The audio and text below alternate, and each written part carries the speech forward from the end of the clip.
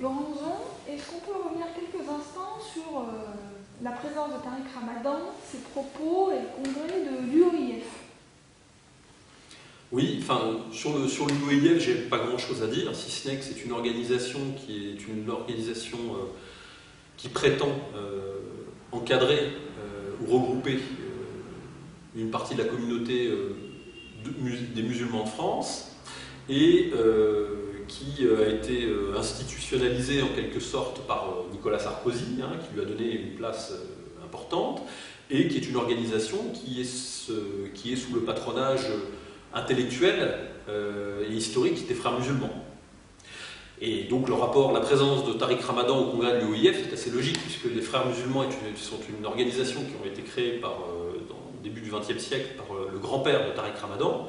Et Tariq Ramadan est un des intellectuels, je dirais, connus, représentatifs de cette sensibilité, particulière de l'islam. Effectivement, il est fréquemment invité sur le plateau de télé, en lui tend souvent le micro. On lui tend le micro parce qu'il a une utilité.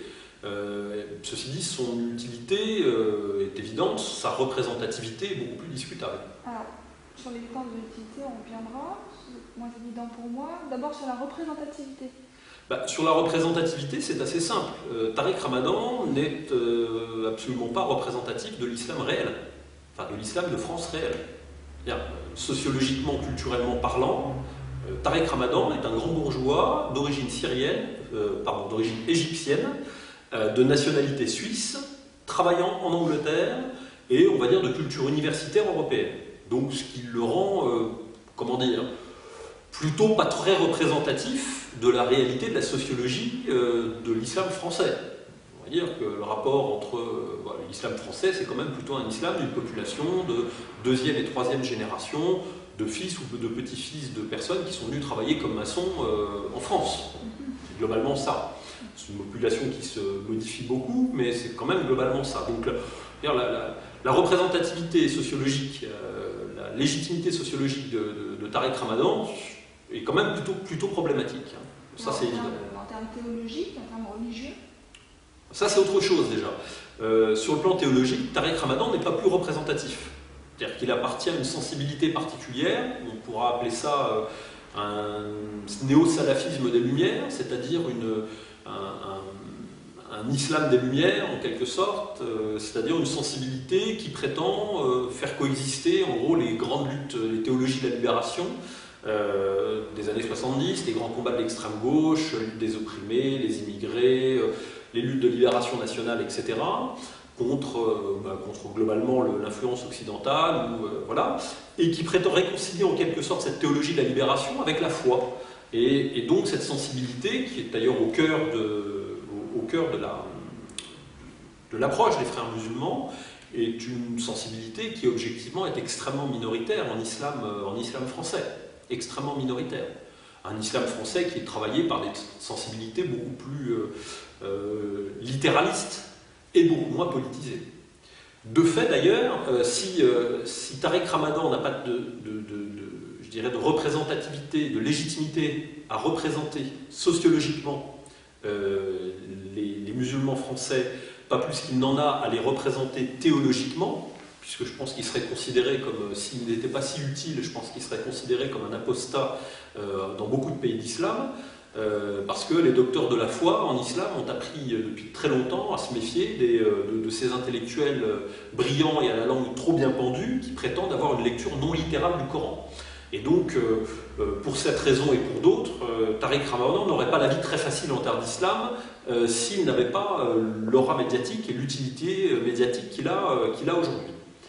De fait, s'il est invité, c'est qu'il a tout de même une légitimité. Mais cette légitimité, il la tient plutôt de son discours politique, de son analyse, de son rôle d'intellectuel politisé et communautaire, représentant, de mon point de vue non légitime, bien sûr, de la communauté en question, mais plus en tant qu'intellectuel politisé qu'en tant que théologien ou en tant que représentant d'un islam réel. D'une sociologie de l'islam réel. C'est ce que vous appeliez son utilité? C'est son utilité. Il a plusieurs utilités. S'il est invité dans les médias, il y a plusieurs raisons à cela. La première, c'est que d'abord, il donne même s'il n'est pas représentatif, il donne quand même pour le gogo moyen et le téléspectateur moyen une image extrêmement positive de l'islam, une image policée, d'un érudit qui parle, qui débat, intelligent, etc. Et donc c'est une image extrêmement valorisante de la communauté musulmane en France et aussi en Angleterre. Mais je tiens à le dire, malheureusement, il n'y a pas plus de... Enfin, je veux dire, la légitimité de Tariq Ramadan à l'égard de la communauté musulmane française est à peu près celle de Dominique Strauss-Kahn pour représenter les Français. Hein. Donc, même s'il n'est pas représentatif, il est quand même invité comme intellectuel communautaire, en quelque sorte, pour incarner cette population-là. Il parle d'ailleurs toujours avec un « nous hein, », souvent avec un « nous », même s'il prétend parler en son nom propre. J'imagine que le « nous » ne sert pas à désigner sa propre personne, j'espère, mais... probablement la communauté dont il est l'expression, qui prétend en tout cas être l'expression. Et s'il est invité souvent, c'est donc bien parce qu'il donne une image positive de l'islam, non réelle, mais aussi, surtout, parce qu'il a un langage policé.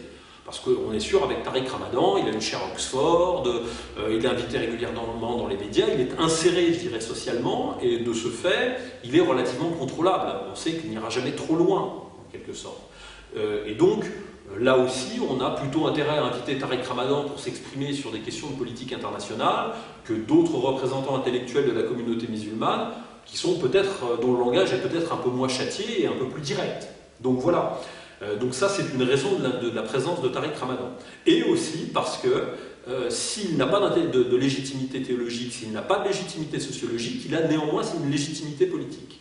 Et cette légitimité politique, c'est en clair, Tariq Ramadan est légitime lorsqu'il parle du conflit israélo-palestinien parce qu'il peut donner le regard sur ce conflit, sur cette situation, il peut donner le regard d'une sensibilité qui a voix au chapitre, qui est une sensibilité, je dirais, qui est le conflit israélo-palestinien, mais notamment, mais israélo-arabe si vous préférez, mais vu du point de vue des personnes de culture arabe et de religion musulmane. Et donc, parce qu'il sait se tenir à table, parce qu'il renvoie une image positive de l'islam, et simultanément parce qu'il est un intellectuel politique, qui pousse d'ailleurs beaucoup à la politisation de la communauté musulmane française, derrière les organisations telles que les indigènes de la République, Doria Boutelja, etc. Pour toutes ces raisons-là, pour ces trois raisons-là, Tariq Ramadan est présent sur nos plateaux de télévision à longueur de temps. Pourtant, on lui fait souvent le procès, ces mêmes médias lui font souvent le procès de tenir un double discours, celui sur les plateaux de télévision et celui dans les manifestations communautaires. Oui, mais alors ce double discours, il y a une raison pratique à ce double discours. C'est-à-dire que du point de vue de l'islam, du point de vue musulman, vous ne parlez pas aux non-musulmans, à l'impie, comme vous parlez à votre frère, aux membres de l'Oumma. Le discours aux non-musulmans est un discours de séduction ou un discours de combat. Mais c'est toujours un discours qui a vocation, qui a pour destination de faire entendre la foi, c'est-à-dire de contribuer à l'extension de la foi. Donc c'est un discours de combat. Et donc la question de la vérité dans le discours ne se pose pas du point de vue musulman lorsque l'on parle à un non-musulman. Seul le discours d'utilité compte. C'est-à-dire que je ne dis pas que tout musulman parlant à un non-musulman n'est pas sincère, mais du point de vue intellectuel, c'est-à-dire du point de vue du travail intellectuel, du point de vue de l'objectif, le discours du musulman, enfin du théoricien et du promoteur de l'islam qui est Tariq Ramadan aux non-musulmans, c'est-à-dire à nous tous, un certain nombre de personnes encore en France, est un discours qui doit être marqué par le pragmatisme, par la volonté de séduction, par le pragmatisme, et donc un pragmatisme en fonction des objectifs qui sont ceux de l'extension de l'Oumma, c'est-à-dire l'extension de la communauté des croyants. Alors que le discours destiné aux musulmans peut être un discours en vérité, c'est-à-dire qu'il peut être débarrassé en quelque sorte de cet impératif de pragmatisme. Il est donc logique que Tariq Ramadan ne tienne pas le même discours à une assemblée de musulmans, une assemblée de croyants, ou sur un plateau de télévision. C'est parfaitement logique.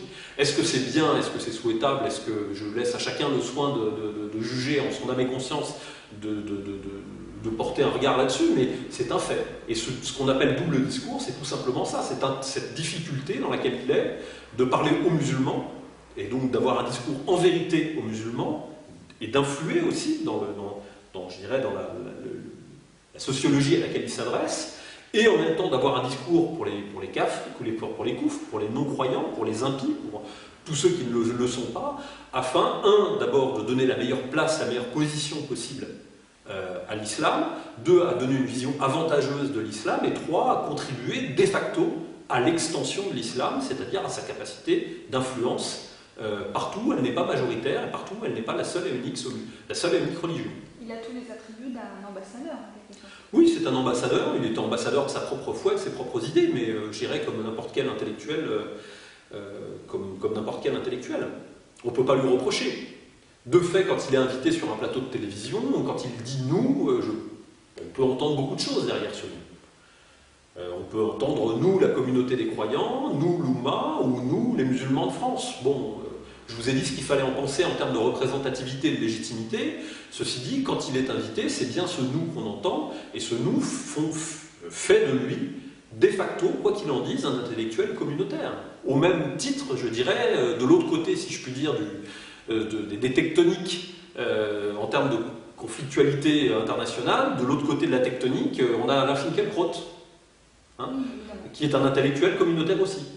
Et si vous remarquez bien, d'ailleurs, ces deux intellectuels prétendent tous les deux véhiculer, en quelque sorte, parler et mobiliser dans leur discours une certaine tradition de la France. Ils parlent tous les deux au nom de la France. Vous entendez Alain Finkielkraut qui se fait le chantre d'une certaine idée de la France. Comme d'ailleurs Tariq Ramadan se fait le chantre d'une certaine idée de la France. Dans les deux cas, en général, ça se limite essentiellement aux acquis du contrat social et de 1789. J'exagère pas beaucoup. Hein. Donc, une chose est sûre, c'est que ces deux intellectuels forment les deux pôles de deux communautés, sont je dirais, les intellectuels phares de deux communautés qui sont, je dirais, en opposition sur les plateaux de télévision, mais qui incarnent aussi cette polarité internationale qui est en train de se créer entre, en gros, deux hégémonies. La première hégémonie, c'est celle des États-Unis, c'est celle que nous subissons déjà depuis plusieurs dizaines d'années, qui est une hégémonie mondiale, celle de la première puissance mondiale, celle d'une puissance qui représente à elle seule 50% des dépenses militaires de la planète, et l'hégémonie de l'Oumma, c'est-à-dire de la communauté des croyants, qui se pose en adversaire principal de l'hégémonie américaine. Et lorsque nous avons Tariq Ramadan et Alain Finkielkraut ensemble sur un plateau, ben nous avons les deux représentants, en quelque sorte, des deux hégémonies dominantes du monde, qui s'affrontent sur nos plateaux, prétendent parler en notre nom, mais ne parlent qu'en leur nom propre. Et lorsqu'elles sont présentes, ces deux hégémonies, on voit bien là qu'on a affaire, non pas au-delà de cette opposition, qu'on a affaire fondamentalement à un condominium, c'est-à-dire à un dispositif d'entente qui a comme caractéristique commune, pour l'un comme pour l'autre, de nous priver, nous, autochtones, de nos propres capacités d'expression, de nos propres capacités de parole, de notre propre possibilité de faire entendre notre voix dans l'histoire et dans nos propres médias.